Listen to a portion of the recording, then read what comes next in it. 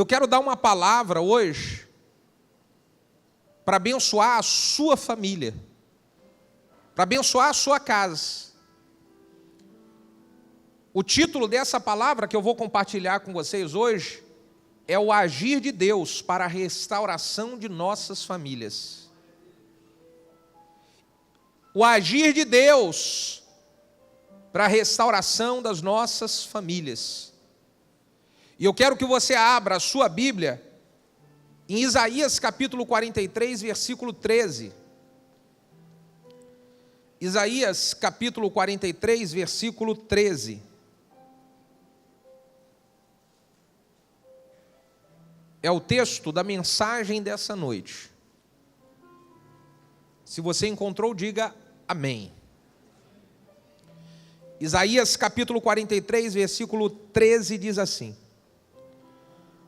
ainda antes que houvesse dia, eu sou,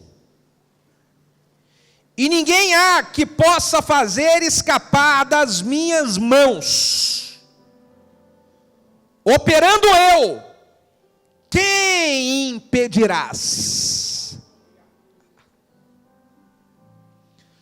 Operando eu, quem impedirás?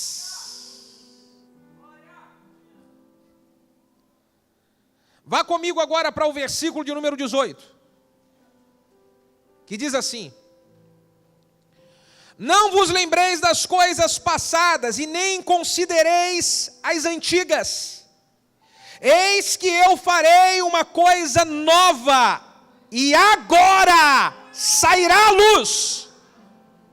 Porventura não sabereis? Eu porei um caminho no meio do deserto, e rios no meio do ermo. Aleluia.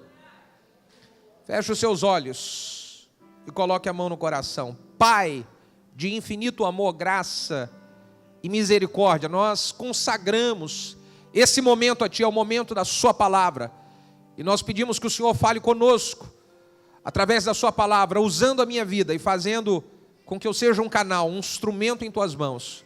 Oramos no nome de Jesus. Se você concorda com a sua oração, diga amém. Aproveita o embalo e diga glória a Deus. Irmãos, Deus é um Deus que ama a família. Nós falamos no domingo passado que os 2 primeiros milagres de Jesus foi envolvendo a família. O primeiro grande milagre, o primeiro milagre do ministério de Jesus foi em uma festa de casamento, onde o vinho tinha acabado. O segundo milagre de Jesus foi ouvindo e atendendo ao clamor de um pai que estava com o seu filho enfermo em casa, à beira da morte. E Jesus cura esse menino, pelo clamor e pela oração de um pai. Os 2 primeiros milagres, um em um casamento e outro no relacionamento, na vida de um filho. Eu quero dizer para você, Deus ama a sua família. Deus ama a sua família. Deus quer restaurar a sua família. E esse texto que nós lemos aqui, de Isaías 43, 13, diz que operando Deus, ninguém pode impedir. É uma verdade quando a Bíblia diz que Deus operando na nossa casa, na nossa família, ninguém pode impedir.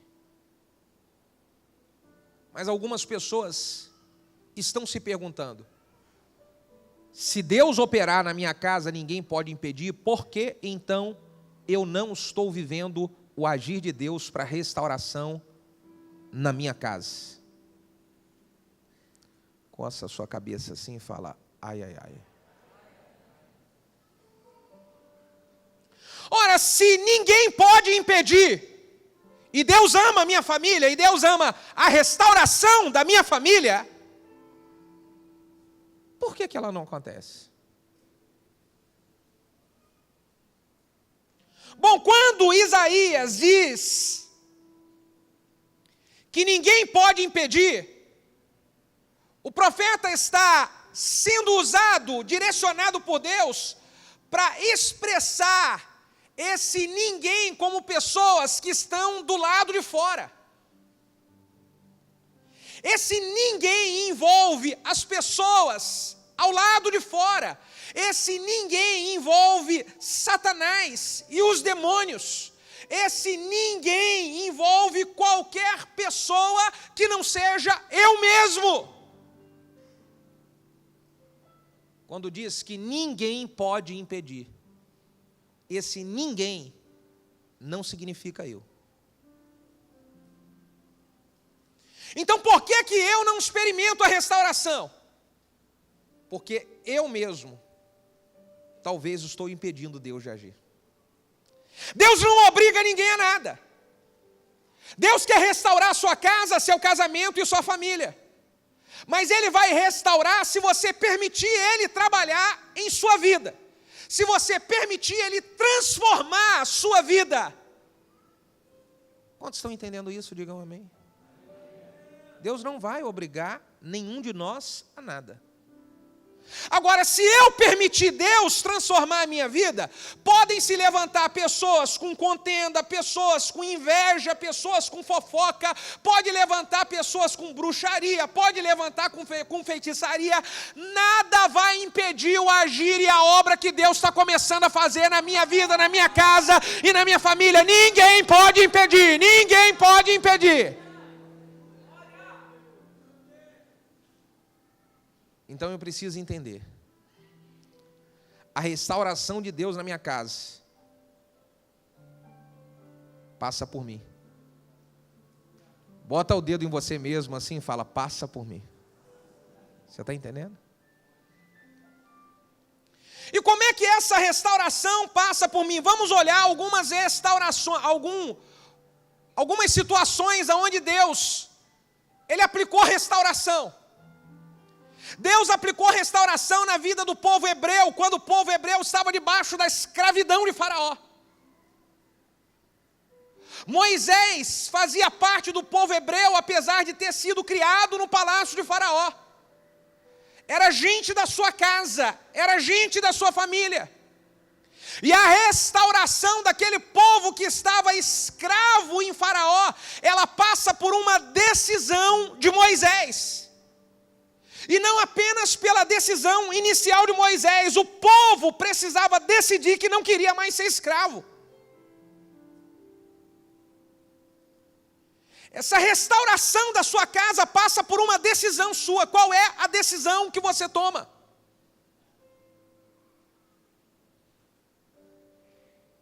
A Bíblia conta a história da grande restauração que aconteceu sobre a nação de Israel, no tempo de Gideão.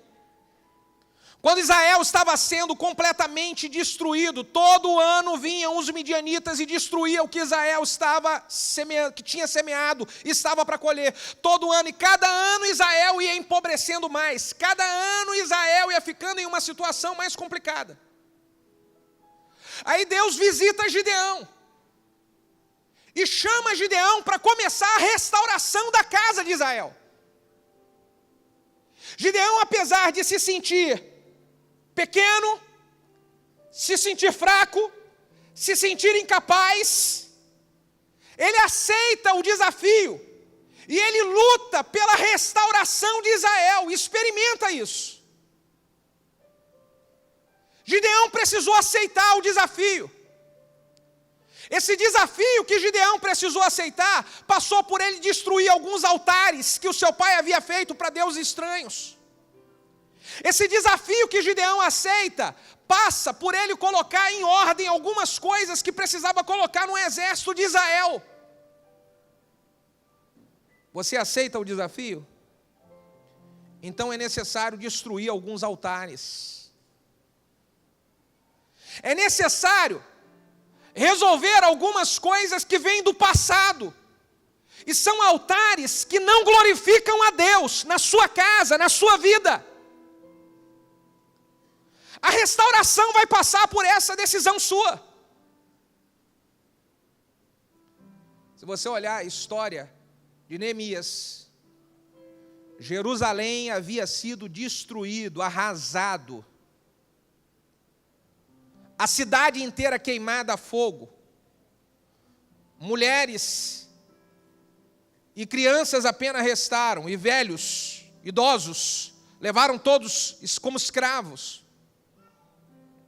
E Neemias, para poder ver a restauração de Jerusalém, ele precisa aceitar o desafio de Deus, o chamado de Deus, de abandonar o palácio. Ele era copeiro do rei, e ele precisou de abrir mão do palácio, aceitar o desafio de Deus, para lutar pela restauração da sua cidade natal, para lutar pela restauração da sua família. A restauração da sua família vai passar por você tomar uma decisão de abrir mão de alguma coisa que é cômodo para você. Vai passar por você abrir mão de alguma coisa que está sendo bom para você, mas prejudicial para a sua casa. Talvez bom para a sua carne, mas prejudicial para o seu relacionamento com Deus. Talvez bom para satisfazer o seu ego, mas afastando você cada vez mais do agir de Deus na sua casa. E aí é preciso ser corajoso para decidir. Eu quero lutar pela restauração da minha casa.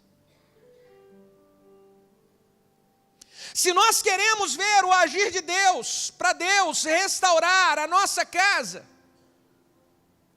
nós precisamos decidir também enfrentar os obstáculos que vão aparecer no meio do caminho.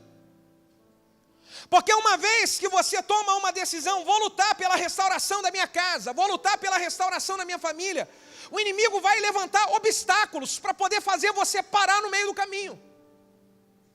O inimigo vai levantar obstáculos para você pensar, está vendo, eu estou fazendo tudo que é certo, eu estou fazendo tudo que é legal, e olha, nada melhora, nada acontece.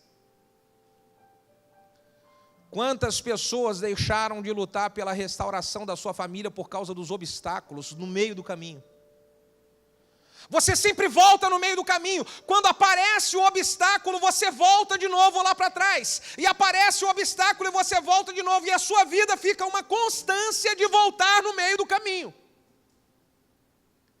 Então, na hora que aparecer um obstáculo, você precisa dizer, eu vou superar e continuar lutando.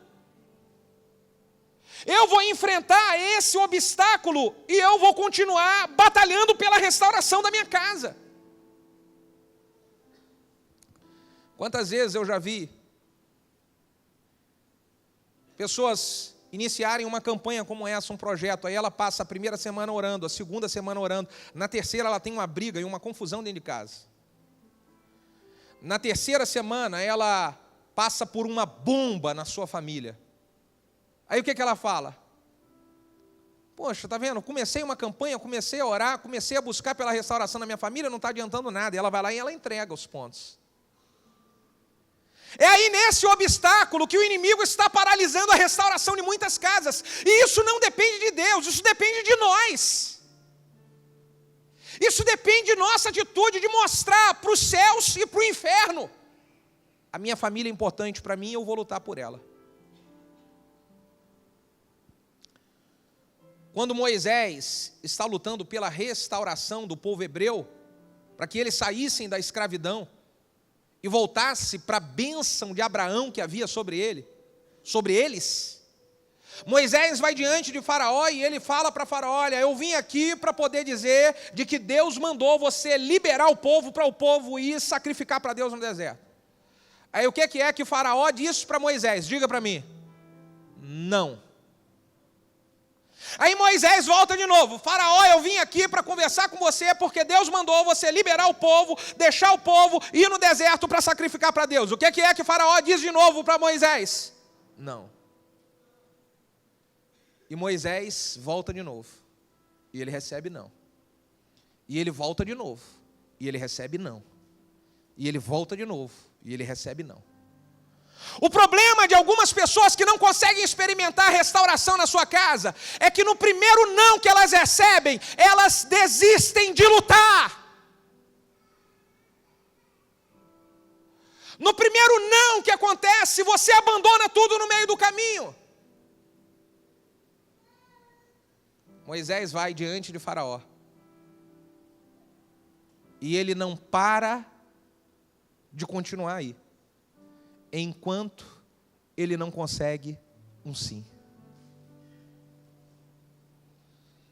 Pastor, quando que eu paro de lutar pela restauração da minha família?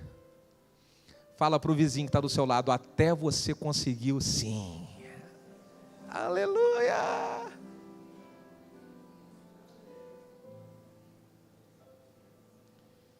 É preciso enfrentar os obstáculos. Gideão enfrentou.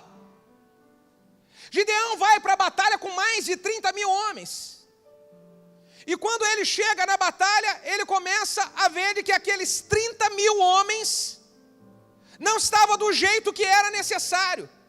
E aí ele precisa ir abandonando homens no meio do caminho. E ele vai fazendo provas e abandonando homens no meio do caminho. E ele vai fazendo prova. E aí Gideão termina a batalha lutando contra os midianitas com quantos homens? 300. Gideão começa com mais de 30 mil e ele termina com 300. Agora você imagina algumas pessoas que abandonam no meio do caminho e falam assim, ninguém me ajuda. Eu comecei um monte de gente orando por mim, hoje ninguém ora mais por mim. Eu comecei a batalha com todo mundo se preocupava comigo, todo mundo vinha me ajudar, hoje não tem mais nenhum, aliás tem meio. E se desiste no meio do caminho. Gideão não desistiu, com todos os obstáculos que foi acontecendo, ele foi indo, e no final ele vence com 300 homens. Escute uma coisa, você não precisa de muitas pessoas do seu lado ajudando, você precisa das pessoas certas, é das pessoas certas.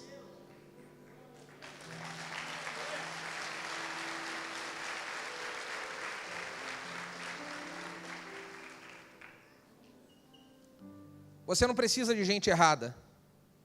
Você precisa de gente certa. Talvez você tenha muita gente do seu lado. E esse montão de gente que tem do seu lado te atrapalha mais do que te ajuda. Te atrasa mais do que te adianta. Então avalie, porque talvez o obstáculo que você precisa superar hoje não é muito difícil. É só você ver quem tem que ficar do seu lado e quem tem que sair do seu lado. Neemias, ele enfrenta obstáculos. Ele inicia a restauração de sua cidade natal, Jerusalém.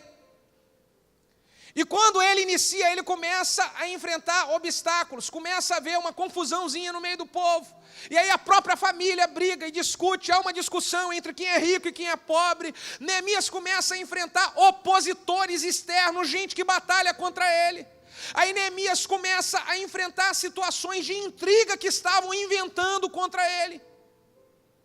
E se você conhece a história de Neemias, quando Neemias está trabalhando lá na reconstrução do muro, na restauração dos muros da sua cidade natal, e manda um recado para Neemias dizendo: Neemias, vem aqui embaixo resolver alguns problemas que estão aqui, estão fazendo um monte de fofoca de você. O que é que Neemias responde para aquele obstáculo que estava lá embaixo? Eu não posso descer porque eu estou fazendo uma grande obra. Eu não posso parar porque eu estou fazendo uma grande obra. A restauração da sua família é uma grande obra. A restauração da sua casa é uma grande obra. Não pare por nada, não pare por nada, não pare por nada, não pare por nada, não pare por nada. Aleluia.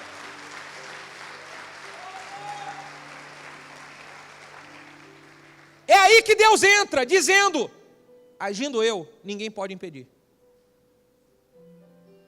Os opositores de Neemias vieram com tudo e disseram: quem ele está pensando que é? Ele vai construir, reconstruir essa cidade como? Ele não tem condições para isso. Mas Neemias aceitou o chamado de Deus e estava decidido a enfrentar os obstáculos. Então, operando Deus, quem impedirás? Neemias não entra na pilha de fofoqueiro. Talvez você está com a sua família bagunçada e não está vivendo restauração, porque você está entrando na pilha de fofoqueiro. Neemias fala: não vou descer para resolver fofoca, porque eu estou fazendo uma grande obra. E quando Neemias faz isso, cumpre-se a palavra de Isaías 43:13: operando Deus, quem impedirá?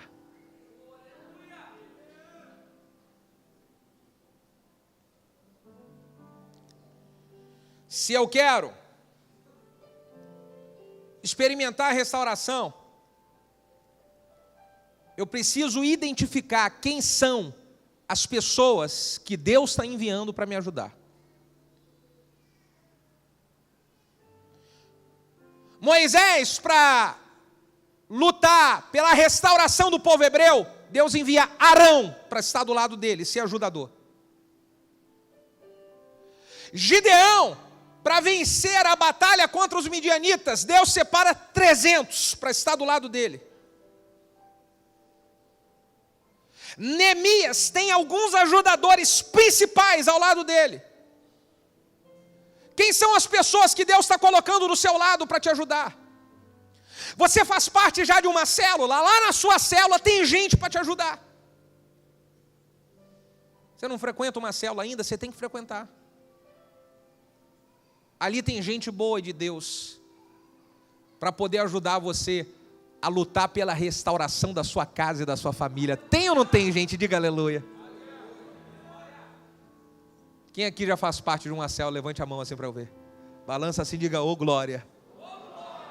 Você não faz parte de uma célula ainda? Lá no final você pergunta, como é que eu faço para participar de uma? Alguém do seu lado levantou a mão, fala, me leva para uma célula. E você vai ver como é que tem gente ali que vai orar com você.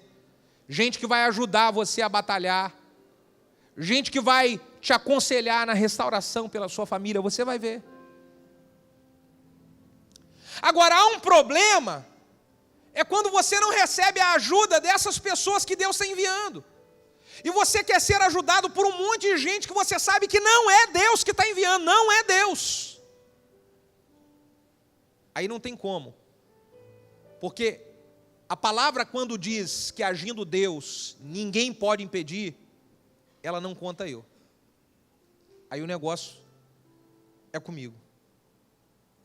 Se eu quero experimentar a restauração, eu preciso ajustar algumas coisas na minha vida e me envolver com a obra de Deus. Aleluia! Fala para o teu vizinho assim, um pequeno ajuste muda toda a história. Um pequeno ajuste conserta tudo. O problema é você acertar na sua decisão para esse ajuste. Eu acho que eu já contei aqui que um dia a pastora Valéria estava para costurar alguma coisa minha e ela estava tentando colocar a linha no buraquinho da agulha. E ela ficava lá, tim, tim, tim. E aí eu peguei a agulha, me dá aqui que eu coloco. E nesse período eu estava enxergando mais do que ela, aleluia. Um pequeno ajuste. E o negócio encaixa. É um pequeno ajuste que você precisa fazer na sua vida para que a restauração de Deus encaixe. Um pequeno ajuste, posso falar? Você está indo no caminho certo e está quase acertando. Um pequeno ajuste muda tudo. E por onde passa esse pequeno ajuste? Talvez esse pequeno ajuste ele passe por você aceitar o chamado de se envolver com a obra dele. É um pequeno ajuste, você tentou tudo com a tua força, tentou tudo com a sua inteligência. E aí o pequeno ajuste é só você aceitar algo que Deus está chamando você para fazer. Você não se envolve com os sonhos de Deus e quer que Deus se envolva com os seus sonhos. Talvez passa por esse pequeno ajuste. Talvez o pequeno ajuste é você abandonar algumas coisas que você sabe que elas estão atrapalhando o seu relacionamento com Deus. A restauração da sua casa inteira passa por esse pequeno ajuste. É um pequeno ajuste. E você sabe o que é esse pequeno ajuste. Ah, irmão, eu preciso abraçar a oportunidade que Deus está me dando de lutar pela restauração da minha casa e da minha família, assumindo um compromisso com Ele, assumindo um compromisso com a obra. A primeira coisa que Neemias fez foi pegar o povo e fazer o povo voltar a ter compromisso com Deus. Gideão, para poder viver a restauração, ele pegou e destruiu os altares do seu pai e voltou o povo para poder buscar. O coração do povo está voltado para Deus. Meu irmão, você sabe de onde foi que Deus tirou você. Você sabe os livramentos que Deus já fez na sua vida, você sabe. E acha que Deus trouxe o livramento que trouxe. Deus salvou a sua vida e trouxe você para a presença dEle, para você ficar um pouquinho de nada envolvido com a obra. Será que é isso? Será que é isso? A restauração da minha casa, ela passa pela minha vida. O que mais eu preciso fazer, pastor, para viver a restauração da minha casa? Eu preciso estar vigilante para que o orgulho bate no peito e fala assim: o meu orgulho não me atrapalhe. Porque é o orgulho que atrapalha as pessoas de viverem a restauração de Deus, gente. É o orgulho que atrapalha um casal de viver restauração, que atrapalha uma pessoa de voltar para Deus, que atrapalha uma pessoa de melhorar os relacionamentos dela. É orgulho. Você quer ver? Tem gente que chegou aqui hoje na igreja meio brigada dentro de casa. E aí você está doidinha para poder acertar as coisas, ajustar as coisas, para você não dormir mal hoje. Mas com orgulho você não vai falar nada. O orgulho não faz você nem vir na frente para poder orar pela sua família. Para que o seu esposo não fique achando, tá vendo? Aí, ó, ela aí, ó. Ou o contrário. É o orgulho que atrapalha. No dia seguinte, você de ter um dia próspero e abençoado, porque foi dormir mal, porque brigou um com o outro e nenhum dos dois cedem. E aí quando chega no dia seguinte, você vai trabalhar com a cabeça atribulada. A esposa fica em casa com a cabeça atribulada. Tudo isso por causa do orgulho.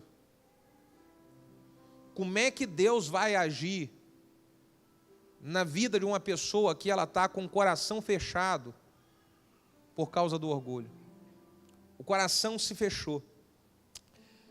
Ezequiel capítulo 36, versículo de número 26.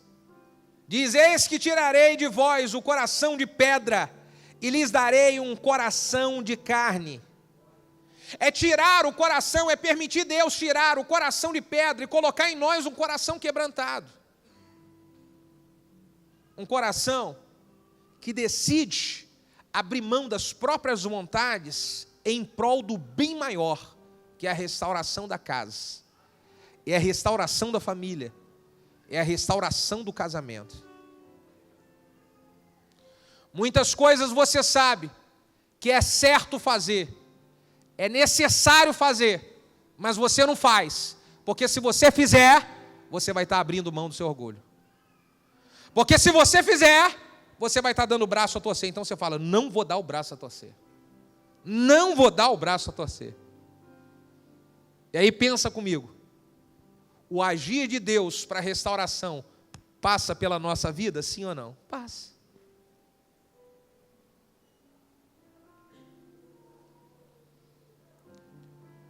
Se eu quero viver a restauração da minha casa, eu vou precisar chamar Deus para ser o centro da minha família. Eu preciso chamar Jesus para ser o centro do meu casamento, do relacionamento entre eu e os meus filhos.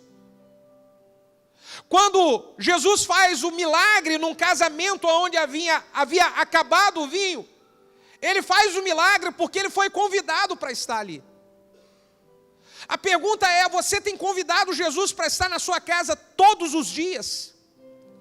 Todos os dias você convida Jesus: seja o Senhor do meu casamento, seja o Senhor na vida dos meus filhos, seja o Senhor do meu lar. Todos os dias, escute, todos os dias eu faço uma oração para Deus: Senhor, eu consagro o meu casamento a Ti, eu consagro os meus filhos a Ti, eu consagro o meu lar a Ti. Consagrar é separar para estar guardado, separar para estar protegido. E quando você fala para Deus todo dia: Senhor, eu consagro o meu casamento a Ti, Deus separa o seu casamento, protege o seu casamento e diz: Satanás, aqui você não toca. Quando você consagra os seus filhos a Deus, Deus separa os seus filhos, protege os seus filhos, guarda os seus filhos e diz: Satanás, aqui você não toca. Consagre a Deus todos os dias. Levante pela manhã e fala: Deus, está consagrado ao Senhor.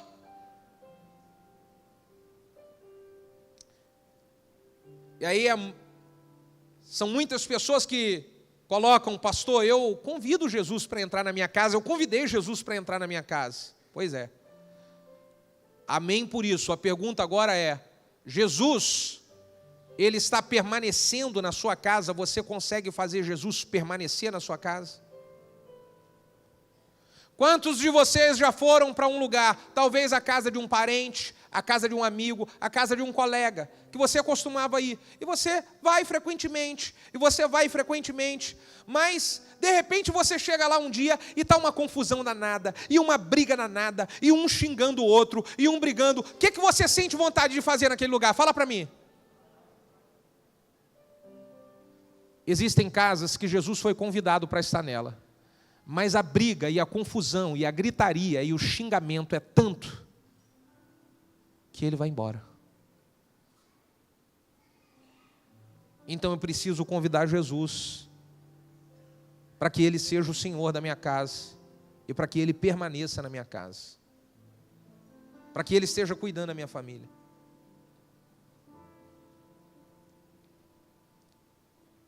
E para quase terminar, se eu quero experimentar a restauração na minha família, o versículo de número 18 diz: não vos lembreis das coisas passadas e nem considereis as antigas.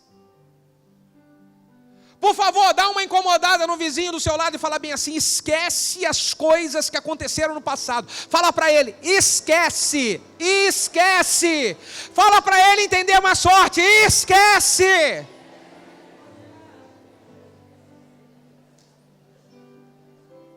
Porque como é que Deus vai restaurar a sua casa?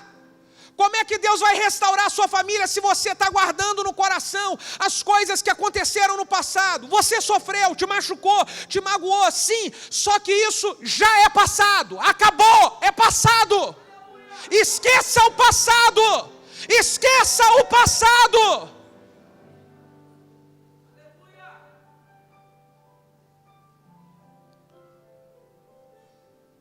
Não tem como eu experimentar porque a restauração, olha só, a restauração é uma reconstrução nova.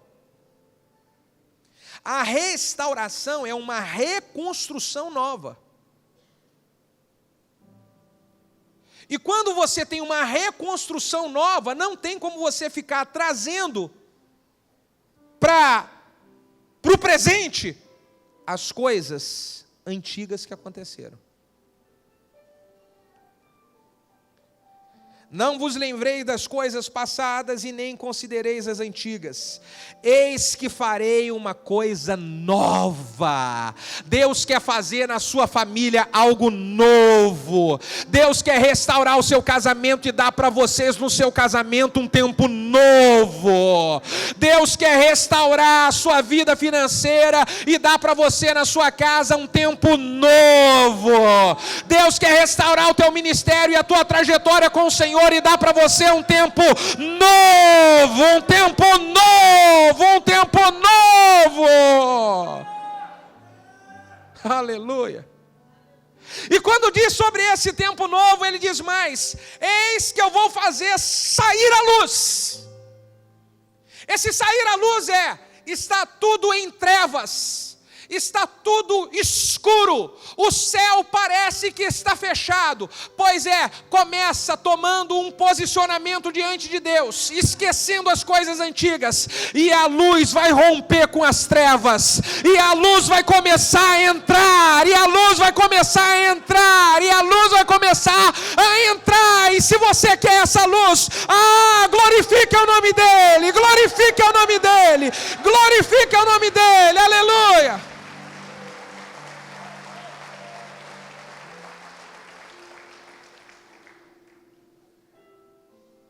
E diz: eis que porei um caminho no deserto e rios no meio do ermo. Um caminho no deserto e rios no meio do ermo. Você está perdido. Você está perdida, minha irmã, e não sabe o que vai acontecer e o que você vai fazer da sua vida. Deus começa a preparar um caminho no deserto se você se posicionar. E você vai saber exatamente quais são os próximos passos para você experimentar a restauração de Deus na sua casa, a restauração de Deus na sua família. Pastor, eu quero isso. É para mim isso. Eu preciso disso. Fique de pé agora.